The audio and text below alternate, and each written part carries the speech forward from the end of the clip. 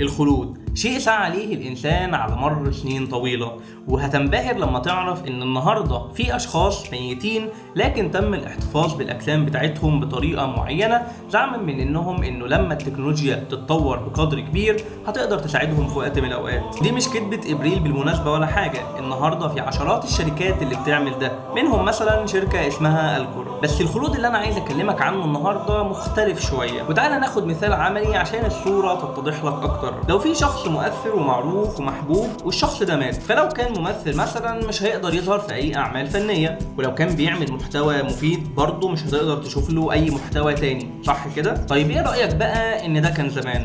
ايوه، النهارده التكنولوجيا وتحديدا الذكاء الاصطناعي خلى امكانيه ان يكون في شخص مشهور عايش مدى الحياه فكره ممكنه جدا. خد عندك اينشتاين مثلا، في شركه اسمها يونيك عملت ديجيتال هيومن من اينشتاين، تقدر تدخل وتكلمه وتساله اللي انت عايزه وهيرد عليك ويتكلم معاك اكنه انسان بيكلمك على زوم مثلا. طيب هو حاجه زي كده بتكون ممكنه ازاي؟ بص، الموضوع ليه اكتر من بعد. اولا الشخصيه نفسها، ودي حاجه اسمها ميتا هيومنز او ديجيتال هيومنز، ودي شخصيات بتتعمل بالكمبيوتر وبتكون شبه الحقيقه بقدر كبير جدا. وشفنا مؤخرا انريل انجن 5 والتطور الرهيب اللي حصل في المجال ده. الثانيه هي صوت الشخصيه، ودي بالذكاء الاصطناعي بقى سهل جدا ان الاي اي بياخد 5 ثواني من صوت الشخص وبيقدر ان هو يقلد الصوت ده بجودة عالية جدا وبكل سهولة. والجزء الثالث والاهم والاصعب، انت لما هتسأل اينشتاين مثلا على حاجة معينة فهو هيرد بناء على ايه؟ المفروض ان يكون عنده عقل يرد من خلاله، وطبعا من المستحيل جدا نسخ وعي شخص معين. لكن لو بتسأل هل ده ممكن يحصل في وقت من الاوقات،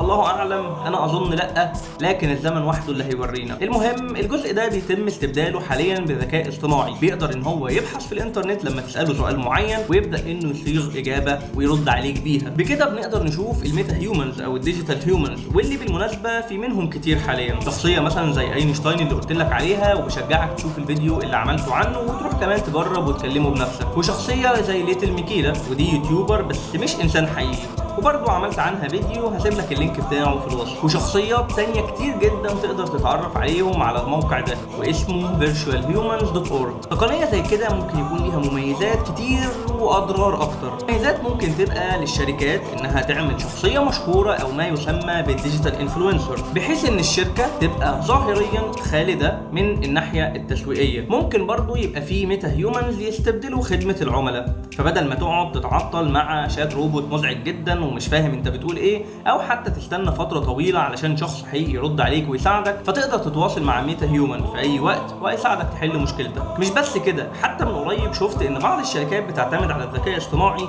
في تعيين الموظفين بتوعها. انت بتعمل انترفيو مع انسان علشان يقيم ادائك، الذكاء الاصطناعي بيبدا انه يقيم ادائك من خلال فيديو او مكالمه بشكل مباشر ويشوف هل انت مناسب للوظيفه دي او لا. ده غير ده من المميزات في انتاج الالعاب والافلام والبرامج التعليميه بتكلفه قليله وجوده وواقعيه عاليه. نيجي للسلبيات او نقول الكوارث في الحقيقه، وانا هنا هديك سيناريو قد يكون مرعب.